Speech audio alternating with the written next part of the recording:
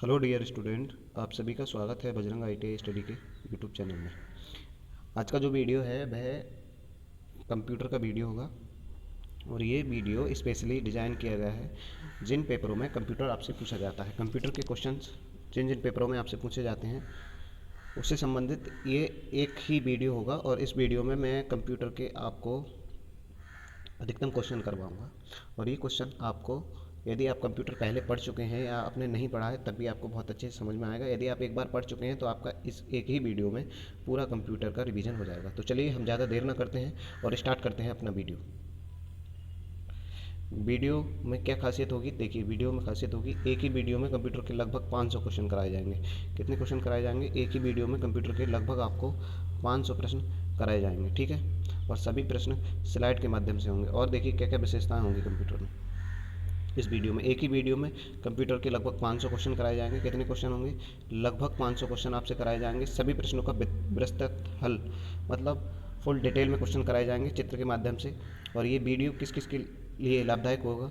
UPPCL, UPPCL TG2, UPPCL TG2, DSSB, railway आदि एक दिवसीय परीक्षाओं को पास करने के लिए सहायक वीडियो सिद्ध होगा। रिवीजन के लिए अति उपयोगी ये वीडियो आपको साबित होगा। तो चलिए हम ज़्यादा देर न करते हुए स्टार्ट करते हैं वीडियो का पहला प्रश्न। पहला प्रश्न है, कंप्यूटर शब्द का हिंदी अभिप्राय क्या है? यहाँ आपसे पूछा गया है कि कंप्यूटर शब्द को हिंदी में क्या कहते हैं। संगणक कहते हैं, सूचना राजपथ कहते हैं, उपरोक्त दोनों कहते हैं, या नन ऑफ द एबव, अर्थात इनमें से कोई नहीं। तो कंप्यूटर, जैसा कि आपने अपनी दैनिक जीवन में सुना होगा, कंप्यूटर, ये कंप्यूटर लैटिन भाषा का शब्द है। एक कंप्यूटर है जिससे कंप्यूटर को हम उच्चारित करते हैं। जबकि हिंदी शब्द पूछा गया है यहाँ पर आपसे कि कंप्यूटर को हिंदी में क्या कहते हैं। तो कंप्यूटर को हिंदी में क्या कहा जाता है? कंप्यूटर को हिंदी में संगणक कहा जाता है। क्या कहा जाता है? संगणक। सूचना राजपथ, इंटरनेट को हिंदी में कहते हैं, इंटरनेट को हम सूचना राजपथ हिंदी में कहते हैं। अगला प्रश्न है, प्रथम गणना यंत्र क्या है? प्रथम अर्थात पहला, और गणना मतलब गिनती करने वाला, यंत्र अर्थात मशीन। पहली गणना करने वाली मशीन कौन सी है? कैलकुलेटर है, अबेकस है, कंप्यूटर है, ENIAC है। इन चार ऑप्शन में से एक ऑप्शन सही है जिसका आंसर आपको बताना है। चलिए हम बताते हैं इस प्रश्न का आंसर क्या है।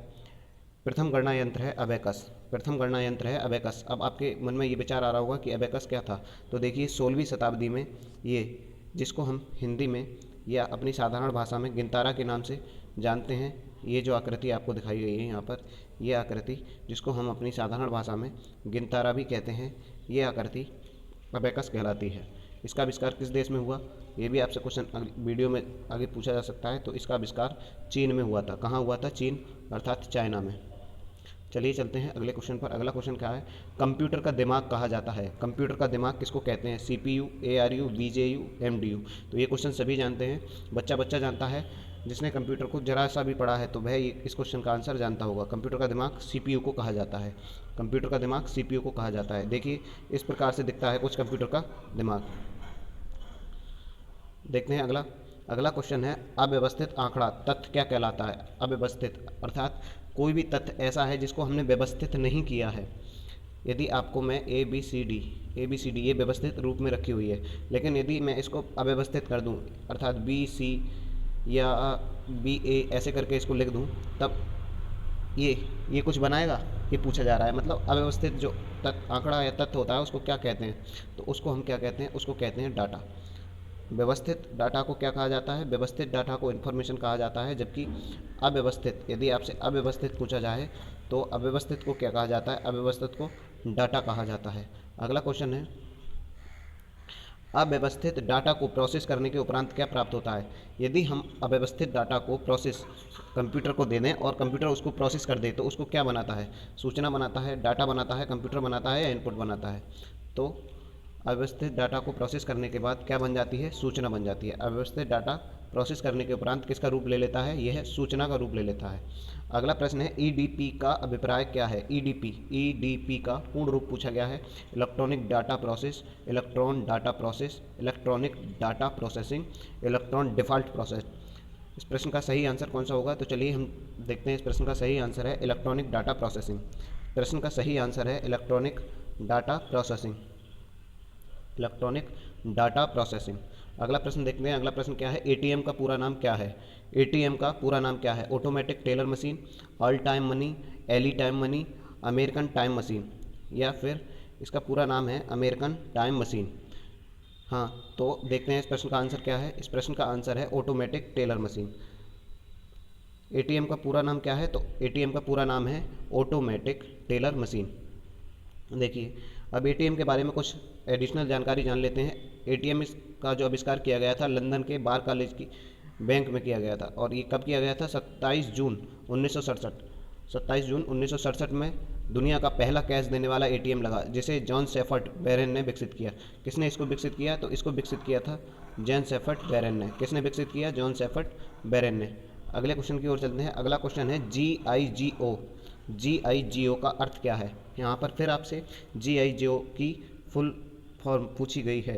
Garbage in garbage out standing, garbage in garbage out, garbage input, Google input Google output, या नोटा, इनमें से कोई नहीं।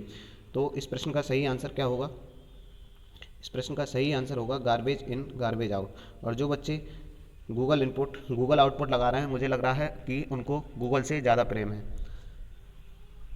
तो चलिए, इस प्रश्न का आंसर है गार्बेज इन गार्बेज आउट। ये एक्यूरेसी से संबंध रखता है। देखिए, मैंने पहले ही आपको इसका आंसर बता दिया है। ये प्रश्न भी पूछा गया है कि GIGO का संबंध किससे है? एक्यूरेसी से, कनेक्शन से, डाटा से, या सॉफ्टवेयर से। तो GIGO का संबंध किससे होता है? एक्यूरेसी से। कंप्यूटर में एक्यूरेसी से संबंध होता है GIGO, जिसका फुल फॉर्म अभी आपको बताया था गार्बेज इन गार्बेज आउट। इसका संबंध किससे होता है? एक्यूरेसी से। अगला प्रश्न देखते हैं। अगला प्रश्न है, एक इलेक्ट्रॉनिक डिवाइस जो डाटा को इन्फॉर्मेशन में बदलती है और प्रोसेस करती है।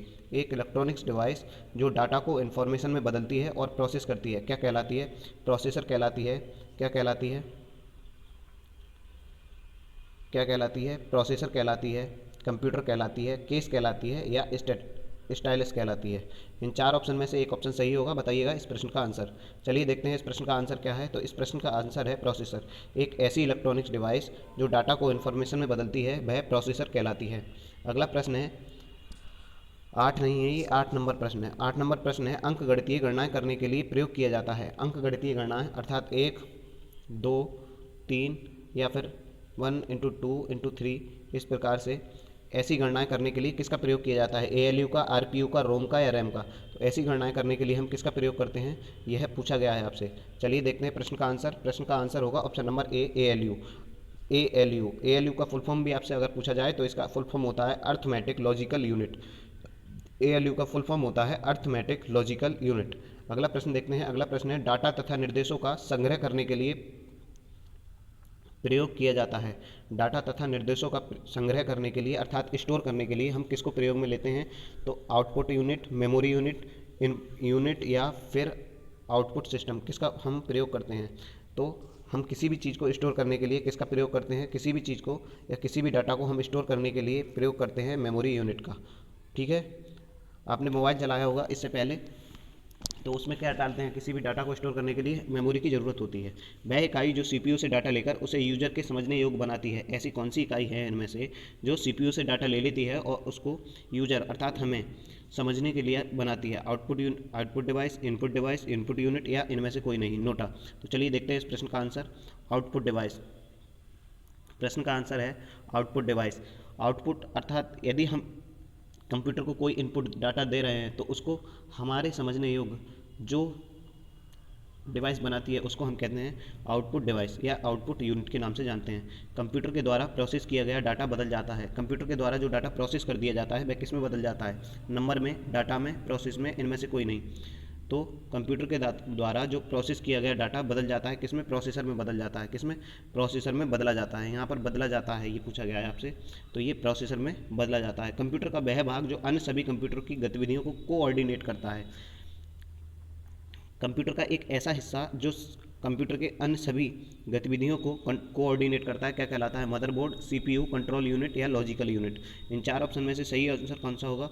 तो ये आंसर है कंट्रोल यूनिट। जी हाँ, कंट्रोल यूनिट ऐसा कंप्यूटर का भाग है जो कंप्यूटर की बाकी अन्य सभी गतिविधियों को कोऑर्डिनेट करता है। अगला प्रश्न है, इनपुट का आउटपुट में रूपांतरण करता है। इनपुट का आउटपुट में रूपांतरण कौन करता है? पेरिफेरल करता है, मेमोरी, स्टोरेज, या CPU। तो इस प्रश्न का आंसर होगा ऑप्शन नंबर D, प्रश्न का आंसर होगा option number D, CPU input का आउटपुट में रूपांतरण करता है। अगला प्रश्न देखते हैं, 15 नंबर क्वेश्चन है, कंप्यूटर में सूचना कहा जाता है किसे? कंप्यूटर में हम सूचना किसको कहते हैं? डाटा को, दी गई सूचनाओं को, चिन्हों और संख्यात्मक सूचनाओं को। तो कंप्यूटर में सूचना हम किसको कहते हैं? चिन्हों और संख्यात्मक सूचनाओं को।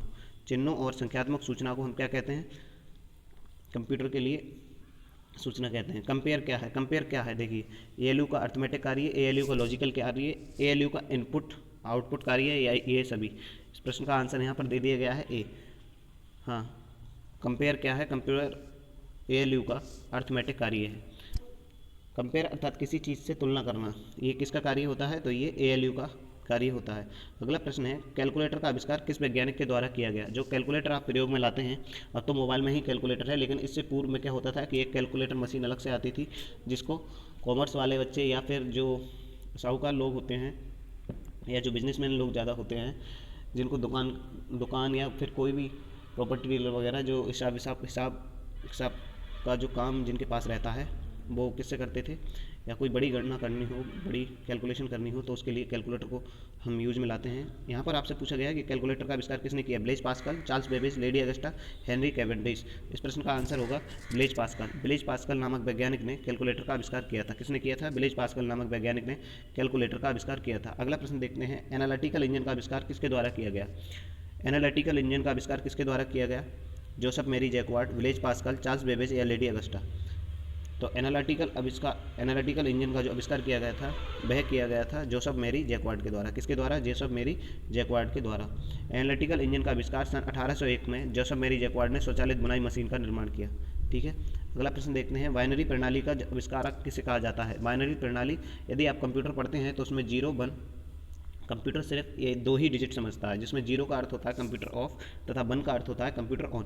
तो बाइनरी प्रणाली का जनक या जिसने आविष्कार किया वह कौन थे? चार्ल्स बेबेज थे, लेडी अगस्टा थी, ब्लेज पास्कल थे या रदरफोर्ड थे? देखते हैं, इस प्रश्न का आंसर है लेडी अगस्टा। लेडी अगस्टा को प्रथम प्रोग्रामर भी कहा जाता है और इन्होंने ही बाइनरी प्रणाली का आविष्कार किया था। अगला प्रश्न है, इनपुट का आउटपुट में रूपांतरण कौन करता है? अर्थात हम किसी कंप्यूटर को जब इनपुट देते हैं तो उसका आउटपुट में रूपांतरण कौन करता है? मेमोरी करती है, पेरिफेरल, CPU, आउटपुट यूनिट। तो देखते हैं इस प्रश्न का आंसर CPU। जी हाँ, CPU एक ऐसी डिवाइस है जो हमारे द्वारा दी गई इनपुट को आउटपुट में रूपांतरित करती है। अगला प्रश्न है, कंप्यूटर के जोड़, घटा, गुणा, भाग आदि कार्य कौन करता है? कंप्यूटर के जोड़, घटा, गुणा, भाग अर्थात गणितीय कार्य कौन करता है? Arithmetic logical unit, monitor, mouse या प्रिंटर। सभी जानते हैं, इस क्वेश्चन का आंसर बताने की जरूरत नहीं है कि इसका आंसर होगा ALU, अर्थमेटिक लॉजिकल यूनिट। यहाँ इसकी फुल फॉर्म जिसको पता होगा वह इस क्वेश्चन का आंसर आराम से बता देगा। 22 नंबर क्वेश्चन है, इंफॉर्मेशन सिस्टम में अल्फा न्यूमेरिकल डाटा सामान्यतः क्या रूप ले लेता है? अल्फा न्यूमेरिकल का मतलब होता है यदि आपको कोई भी डाटा अल्फ़ाबेटिक रूप में, जैसे अगर आपके यहाँ कोई SBI बैंक है या PNB बैंक है तो उसका IFSC कोड जो होता है कुछ इस रूप में होता है, PUNB 1 2 3 4। मतलब देखिए, इसमें डिजिट भी प्रयोग की गई हैं और अल्फ़ाबेटिकल कैरेक्टर भी प्रयोग किए गए हैं। तो यदि हम किसी को अल्फ़ा न्यूमेरिकल डाटा देते हैं तो वह कंप्यूटर में जाकर क्या रूप ले लेता है? वाक्य और पैराग्राफ बन जाता है, नंबर और अल्फ़ाबेटिकल कैरेक्टर बन जाता है, मानव ध्वनि बन जाता है या ग्राफिक्स बन जाता है। तो ये किसका रूप ले लेता है? तो ये नंबर और अल्फ़ाबेटिकल कैरेक्टर का रूप ले लेता है। ठीक है, इसका रूप ले लेता है नंबर और अल्फ़ाबेटिकल कैरेक्टर। अगला प्रश्न है, कंप्यूटर का दिमाग कहलाता है। कंप्यूटर का दिमाग किसको कहते हैं? इसको बताने की जरूरत नहीं है, सभी जानते होंगे। कंप्यूटर का दिमाग किसको कहा जाता है? CPU, सेंट्रल प्रोसेसिंग यूनिट को कंप्यूटर का दिमाग कहा जाता है। सेंट्रल प्रोसेसिंग यूनिट को ही हम कंप्यूटर का दिमाग कहते हैं। अगला प्रश्न देखते हैं। अगला प्रश्न है, किसी प्रोग्राम में त्रुटि क्या कहलाती है? किसी प्रोग्राम में यदि कोई त्रुटि या गलती हो जाए तो उसको क्या कहते हैं? एरर कहते हैं, वायरस कहते हैं, टेंशन कहते हैं, उपरोक्त में से कोई नहीं। देखिए, टेंशन, यदि त्रुटि या गलती कोई हो जाए तो टेंशन तो हमारे मानव जीवन से संबंधित शब्द है। टेंशन नामक शब्द कंप्यूटर में नहीं होता है। कंप्यूटर में या तो एरर होती है या वायरस होता है। तो इस प्रश्न का आंसर जान लेते हैं। इस प्रश्न का आंसर क्या है? एरर। किसी प्रोग्राम में जो त्रुटि होती है उसको हम एरर के नाम से जानते हैं। किसके नाम से जानते हैं? एरर। अगला प्रश्न देखते हैं। अगला प्रश्न है, प्रथम संक्रियात्मक इलेक्ट्रॉनिक कंप्यूटर कौन सा था? प्रथम संक्रियात्मक इलेक्ट्रॉनिक कंप्यूटर कौन सा था? इन्हीं यूनिवेक, जावा या पास्कल। इन 4 ऑप्शन में से एक ऑप्शन सही है जिसका आंसर आपको बताना है। चलिए हम बताते हैं इस प्रश्न का आंसर क्या है। इस प्रश्न का आंसर है ENIAC। क्या है? ENIAC। प्रथम संक्रियात्मक इलेक्ट्रॉनिक कंप्यूटर था ENIAC। अगला प्रश्न देखते हैं। अगला प्रश्न क्या है? www। आप कोई भी साइट सर्च करते होंगे, जैसे अगर आप कॉम्पिटिटिव एग्जाम की तैयारी कर रहे हैं तो www. सरकारी रिजल्ट या फिर UPPCL की तैयारी कर रहे हैं तो www.uppcl या फिर आप ITI से संबंधित अपनी कोई भी परीक्षा तो का रिजल्ट वगैरह देखना चाहते हैं तो उस पर डालेंगे www.bppup, ये यूपी के ITI के लिए साइट है। तो उससे पहले जो www ये लिखा जाता है, मैं दूसरे कलर से प्रदर्शित करता हूँ, ये जो www लिखा जाता है इसका आविष्कार किसने किया, इसको भी तो प्रथम बार किसी ने बनाया होगा, उसका पूछा गया है आपसे। न्यूटन ने, आर्किमिडीज ने, टिम बर्नर्स ली ने या ब्लेज पास्कल ने। तो इसको बनाया था टिम बर्नर्स ली ने। कौन वैज्ञानिक थे, इनका नाम था टिम बर्नर्स ली। www का आविष्कार करने वाले थे टिम बर्नर्स ली। भारत की सबसे बड़ी सॉफ्टवेयर कंपनी कौन सी है, भारत की सबसे बड़ी सॉफ्टवेयर कंपनी कौन सी है? Tata consultancy service, Toyota Corolla service, Tata consultancy centre, Tata console service. तो इन 4 ऑप्शन में से सही आंसर कौन सा होगा? यदि आप थोड़ी भी तैयारी करते हैं तो आपको पता होगा कि TCS का फुल रूप क्या है, Tata consultancy service, Tata consultancy service. Anupam क्या है? अनुपम क्या है? एक वैज्ञानिक का नाम है, एक प्रयोगशाला का नाम है, भारत में निर्मित एक सुपर कंप्यूटर का नाम है, भारत में निर्मित एक सुपर कंप्यूटर का नाम है, या भारत में निर्मित एक कंप्यूटर का नाम है। तो अनुपम क्या है? अनुपम क्या है? अनुपम भारत में निर्मित एक सुपर कंप्यूटर का नाम है। क्या है? भारत में निर्मित एक सुपर कंप्यूटर का नाम है अनुपम। अगला प्रश्न देखते हैं। अगला प्रश्न क्या है? एक बाइट बना होता है। अब मेमोरी से संबंधित क्वेश्चन आपसे पूछे जाएंगे। एक बाइट किसका बना होता है? 8 बाइनरी डिजिट का, 8 बाइनरी डिजिट का बना होता है, 4 बिट का बना होता है, उपरोक्त दोनों, या 12 निब्बल का बना होता है। तो एक बाइट जो बना होता है या तो वह 8 बाइनरी डिजिट यानी कि 0 1 0 1 1 0 इस प्रकार से 8 बाइनरी डिजिट होंगी, या फिर 4 बिट होंगी। 2 बाइट के समूह को हम एक बिट कहते हैं। 2 बाइट के समूह या तो 0 1 या 0 0 या 0 1 होगा, या फिर 1 0 होगा, या फिर 1 1। इन 2 बाइट के समूह को हम क्या कहते हैं? एक बाइट कहते हैं। 2 बिट के समूह को एक बाइट कहते हैं। अगला प्रश्न देखते हैं। कंप्यूटर में प्रोग्रामों के समूह को क्या कहा जाता है? कंप्यूटर में प्रोग्रामों के समूह को क्या कहा जाता है? सॉफ्टवेयर, हार्डवेयर, फर्मवेयर, सूचनाओं का समूह। तो कंप्यूटर में प्रोग्रामों के समूह को हम सॉफ्टवेयर कहते हैं। क्या कहते हैं? कंप्यूटर में प्रोग्रामों के समूह को सॉफ्टवेयर कहा जाता है। अगला प्रश्न है, भारत का पहला प्रोसेसर कौन सा है? भारत के द्वारा बनाया गया पहला प्रोसेसर क्या था? शक्ति, परम 8000, शक्ति या नवोदय? भक्ति, परम 8000, शक्ति या नवोदय? तो भारत के द्वारा पहला प्रोसेसर जिसको बनाया गया था वह कौन सा था? तो वह था शक्ति। और आपके मन में यदि परम 8000 आंसर आ रहा हो तो परम 8000 भारत के द्वारा बनाया गया पहला सुपर कंप्यूटर था। क्या था? भारत का पहला सुपर कंप्यूटर था। जबकि यहाँ पर आपसे प्रोसेसर पूछा गया है, तो प्रोसेसर कौन सा है? शक्ति। अगला प्रश्न देखते हैं। अगला प्रश्न क्या है? हाँ, अब पूछा जाए आपसे शक्ति का आविष्कार कब किया गया था? तो शक्ति जो माइक्रो प्रोसेसर है इसका आविष्कार 2 दिसंबर 2018 को IIT मद्रास के द्वारा बनाया गया। विश्व का प्रथम प्रोसेसर, अभी भारत का पूछा गया था, अब पूछा गया है विश्व का। इंटेल या इंटेल 4040, इंटेल 4004 या इंटेल 8000। तो विश्व का प्रथम प्रोसेसर जो है वह है इंटेल 4004। कौन सा? इंटेल 4004। अगला प्रश्न देखते हैं। अगला प्रश्न कौन सा है? जब कोई कंप्यूटर क्रम आदेश लागू करता है तब वह आदेश सर्वप्रथम कहाँ जाता है? जब किसी कंप्यूटर में कोई क्रम आदेश लागू किया जाता है तो वह सर्वप्रथम कहाँ जाता है? रोम में कहाँ जाता है? तब वह सर्वप्रथम कहाँ जाता है? ये आपसे पूछा गया है। रोम में, रैम में, मेमोरी एरर में, या फिर डिस्प्ले में? तो जब हम किसी कंप्यूटर पर कोई भी क्रमादेश लागू करते हैं तो वह सर्वप्रथम रैम में जाता है। किस में जाता है? RAM, random access memory. आपसे क्वेश्चन भी पूछा जाएगा आगे। कंप्यूटर में डाटा प्रेषण की गति को किस में मापते हैं? बाइट में, बिट पर सेकंड में, या बाइट पर सेकंड में? तो कंप्यूटर में डाटा प्रेषण की गति को हम बिट पर सेकंड में मापते हैं।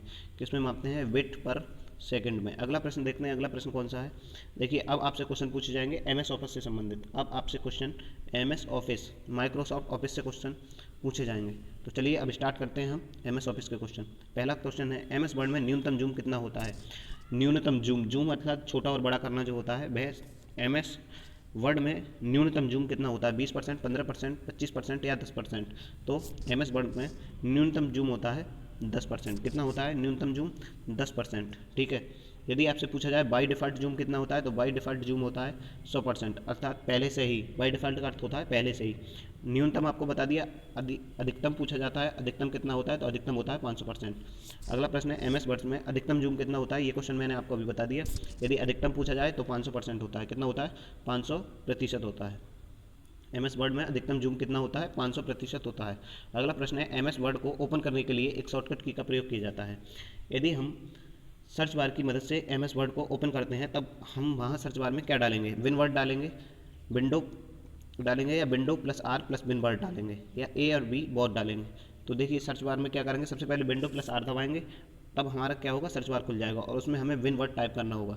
विन वर्ड टाइप करने के उपरांत क्या होगा? आंसर मिल जाएगा। देखिए यहाँ पर इसका आंसर तब हमें क्या होगा, MS वर्ड ओपन हो जाएगा। यहाँ पर जो आंसर है दूसरे कलर से डेडिक्ट नहीं किया गया है, मैं बता रहा हूँ आपको आंसर। इस प्रश्न का आंसर होगा ऑप्शन नंबर 3। एक्सेल में काउंट का क्या कार्य है? एक्सेल में एक फंक्शन होता है काउंट, इसका क्या कार्य है? गणितीय संख्या गिनना, अक्षरों को गिनना, अंग्रेजी वाक्यों को गिनना, या उपरोक्त में से कोई नहीं। चलिए देखते हैं इस प्रश्न का आंसर क्या होगा। एक्सेल में यदि काउंट फंक्शन दिया हो, देखिए ऐसे करके लिखा होता है कुछ COUNT, यदि काउंट दिया हो तो ये क्या करता है? गणितीय संख्याएं गिनता है। क्या करता है? गणितीय संख्याएं गिनता है। अगला प्रश्न देखते हैं। अगला प्रश्न क्या है? MS वर्ड के फाइल एक्सटेंशन नहीं है। देखिए MS वर्ड का फाइल एक्सटेंशन नहीं है, ध्यान रखिए यहाँ पर पूछा गया है नहीं है। DOC DOX ये MS वर्ड के फाइल एक्सटेंशन है, जबकि PPT ये पावर पॉइंट का है। तो इस प्रश्न का आंसर होगा ऑप्शन नंबर C। DOC क्या होता था? 2007 से पहले की यदि कोई फाइल है तो उसका फाइल एक्सटेंशन होता था DOC, जबकि यदि कोई फाइल 2007 या 2007 के बाद बनाई गई है तो उसका फाइल एक्सटेंशन होता है DOCX।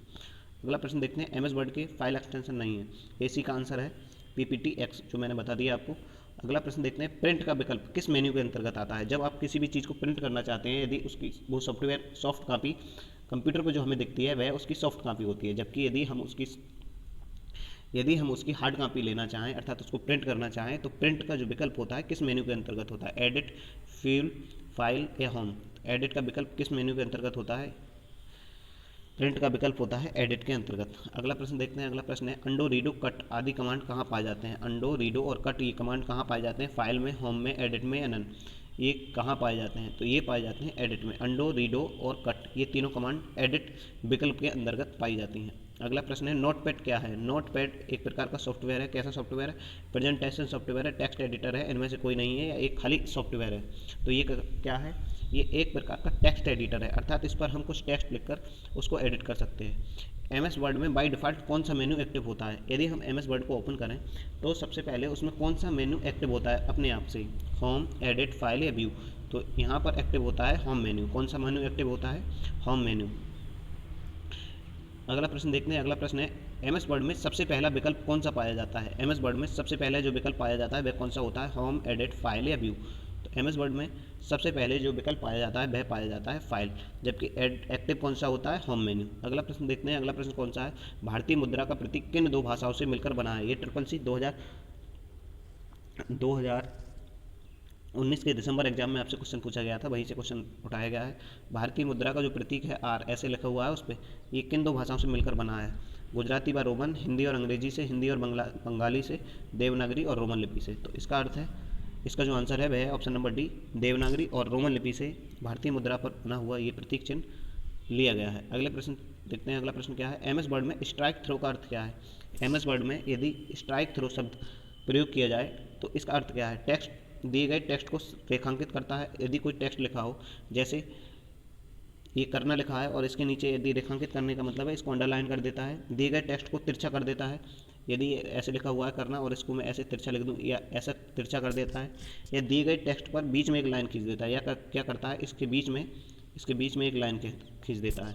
हाँ, तो स्ट्राइक थ्रो का अर्थ होता है कि ये दिए गए टेक्स्ट के बीच में एक लाइन खींच देता है। देखिए मैंने चित्र के माध्यम से भी आपको बताया है कि ये क्या करता है, ये दिए गए टेक्स्ट पर बीच में एक लाइन खींच देता है स्ट्राइक थ्रो। कुछ इस प्रकार से देखिए, कुछ इस प्रकार से ये यहाँ पर लिखा हुआ है एनी टेक्स्ट यू वेंट, तो इसको क्या किया है इन्होंने बीच में एक लाइन से क्रॉस कर दिया है। ठीक है। अगला प्रश्न है अंडू के लिए कौन सी शॉर्टकट की प्रयोग की जाती है? अंडू के लिए कौन सी शॉर्टकट की प्रयोग की जाती है? Ctrl+Z, Ctrl+Y, Ctrl+M, Ctrl+R। तो अंडू के लिए कौन सी शॉर्टकट की प्रयोग की जाती है?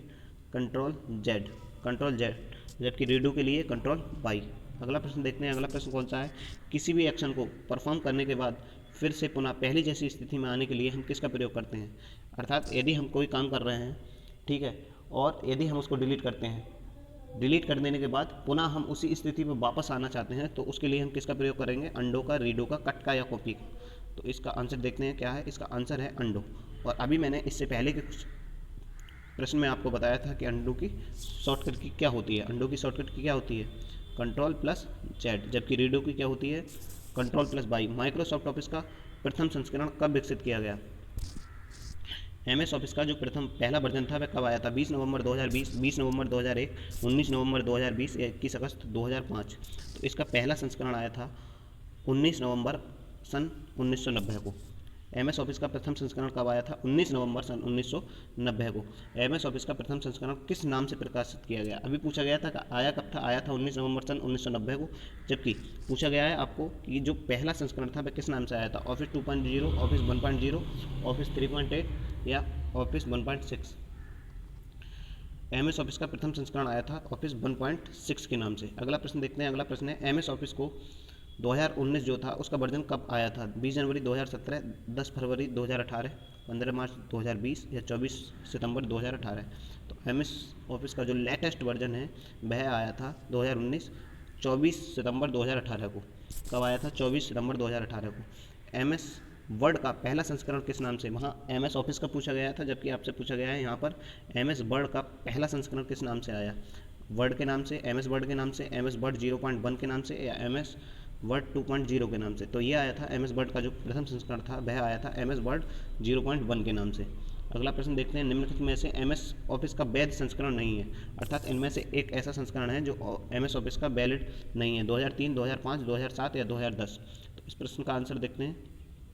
प्रश्न का आंसर है 2005। 2005 में कोई भी MS ऑफिस का संस्करण रिलीज नहीं किया गया था। अगला प्रश्न है MS ऑफिस के जो संस्करण हैं वे कौन कौन से संस्करण हैं? ये सारे संस्करण आप देख लीजिएगा, PDF मिल जाएगी। किसी भी पैराग्राफ को सेलेक्ट करने के लिए उसके शुरुआत या अंत में कितनी बार क्लिक करते हैं? यदि हम किसी पैराग्राफ को सेलेक्ट करना चाहते हैं तो उसकी शुरुआत और अंत में कितनी बार क्लिक करेंगे? 1 बार, 2 बार, 3 बार या 4 बार? देखते हैं। इस प्रश्न का आंसर है 3 बार। यदि हम किसी पैराग्राफ को सेलेक्ट करना चाहते हैं तो उसके शुरुआत में या अंत में हम 3 बार सेलेक्ट करना होता है। रिप्लेस की शॉर्टकट की क्या है? रिप्लेस का अर्थ होता है यदि एक कोई लाइन है, ठीक है, इस लाइन में कोई वर्ड लिखे हुए हैं, ठीक है, या कोई पैराग्राफ है, हम क्या करें, इस पैराग्राफ को हटाकर इस लाइन को हटाकर, यदि यहाँ पर R लिखा हुआ है, मान के चलिए यहाँ पर राम लिखा हुआ है, दूसरा कलर ले लेता हूँ, यहाँ पर राम लिखा हुआ है और इस राम को हटाकर हमको यहाँ पर श्याम करना है, तब इस क्रिया को कहते हैं रिप्लेस। और रिप्लेस के लिए हम कौन सी शॉर्टकट की प्रयोग में लाते हैं? तो इसके लिए प्रयोग में लाते हैं Ctrl+H। कौन सी शॉर्टकट की प्रयोग में लाते हैं? Ctrl+H। अब देखिए इसका प्रैक्टिकल समझाता हूँ। 3 इडियट मूवी मुझे लगता है कि आप में से अधिकांश लोगों ने देखी होगी। 3 इडियट मूवी में क्या किया गया था? 3 इडियट फिल्म में क्या किया गया था कि इस फिल्म में चतुर की जो चतुर होता है उसकी स्पीच बदलने का काम Ctrl+H के ही द्वारा किया जाता है, आमिर खान के द्वारा, जहाँ चमत्कार का कुछ कर दिया जाता है और धन का कुछ अलग कर दिया जाता है, ठीक है। चूँकि एजुकेशनल चैनल है इसलिए मैं यहाँ पर बोल नहीं सकता, तो आप खुद ही समझ गए होंगे। और ये जो वायरस होते हैं, वायरस और मंत्री जी दोनों हंसते हैं, जबकि चतुर अपनी स्पीच को रट कर आता है और उसको उन दोनों शब्दों का अर्थ नहीं पता होता है, इसी कारण उसकी मजाक बनती है वहाँ पर। ये तीनों हंस रहे होते हैं। देखिए सरमन जोशी, R माधवन और आमिर खान, ये तीनों हंसते हैं। फॉर्मेट प्रिंटर की शॉर्टकट की कौन सी है? कंप्यूटर में एक शब्द होता है फॉर्मेट प्रिंटर, उसके लिए शॉर्टकट की कौन सी प्रयोग में लाई जाती है? Ctrl+F, Ctrl+M, Ctrl+Shift+G, Ctrl+Shift+C। तो फॉर्मेट प्रिंटर के लिए हम प्रयोग में लाते हैं Ctrl+Shift+C। अगला क्वेश्चन देखते हैं। अगला क्वेश्चन है रिमूव बैकग्राउंड। रिमूव बैकग्राउंड के लिए विकल्प कहाँ होता है? फॉर्मेट टैब में, होम टैब में, व्यू टैब में या हेल्प टैब में? कहाँ होता है? इस प्रश्न का आंसर देखते हैं। कहाँ होता है? ये होता है रिमूव बैकग्राउंड विकल्प कहाँ होता है? फॉर्मेट टैब में होता है। अगला प्रश्न देखते हैं। अगला प्रश्न है MS वर्ड की फाइल का एक्सटेंशन क्या होता है? MS वर्ड की जो फाइल होती है उसका एक्सटेंशन क्या होता है? डॉक्यूमेंट, डॉक्यूमेंट1, डॉक्यूमेंट2, डॉक्यूमेंट3। तो इसका आंसर है ऑप्शन नंबर 2। यदि हम MS वर्ड की फाइल को कोई भी नाम नहीं देते हैं तो बाई डिफ़ॉल्ट उसका नाम डॉक्यूमेंट1 सेव होता है। अगला प्रश्न है MS वर्ड को रन कमांड के द्वारा स्टार्ट करने के लिए हम क्या प्रयोग करते हैं? MS वर्ड को रन कमांड के द्वारा यदि स्टार्ट करते हैं तो हम वहाँ Window+R दबाते हैं। क्या करते हैं? Window+R प्रेस करते हैं। अगला प्रश्न है MS एक्सेल की फाइल का फाइल एक्सटेंशन क्या होता है? यदि हम एक्सेल की फाइल बना रहे हैं तो उसका फाइल एक्सटेंशन क्या होता है? XLX, XL, SX, XL, SX। यहाँ डॉट लगा हुआ है, देखिए यहाँ दोनों में डॉट लगा हुआ है जबकि ऊपर में डॉट नहीं है। तो इस प्रश्न का आंसर देखते हैं। MS एक्सेल की जो फाइल का एक्सटेंशन होता है वह होता है .XLX, ठीक है। पावर पॉइंट की फाइल एक्सटेंशन क्या होती है? ये एक्सटेंशन बहुत ही पूछी जाती है, ये आप रटिए कुछ भी करिए, याद करनी ही होंगी आपको। तो MS पावर पॉइंट की जो फाइल एक्सटेंशन होती है वो क्या होती है? PPT होती है, .PPT होती है, .PPTX होती है, या B और C दोनों। तो जो MS पावर पॉइंट की फाइल एक्सटेंशन होती है वो होती है .PPT और .PPTX। B और C इस प्रश्न का सही आंसर होगा, ऑप्शन नंबर D। अगला प्रश्न है, देखिए एम एस वर्ड्स की जो एम एस और पावर पॉइंट की जो फाइल एक्सटेंशन है उससे संबंधित समझ लीजिए। यदि 2007 या 2007 से पहले की हैं तो उसकी फाइल एक्सटेंशन होगी .ppt। यदि 2007 के बाद का है तो उसकी फाइल एक्सटेंशन होगी .pptx। आज की वीडियो में इतना ही था, ये अंतिम क्वेश्चन है आज की वीडियो का। हाँ, अगला देखते हैं, सुपर स्क्रिप्ट की शॉर्टकट की क्या है। मेरा मुंह थक गया।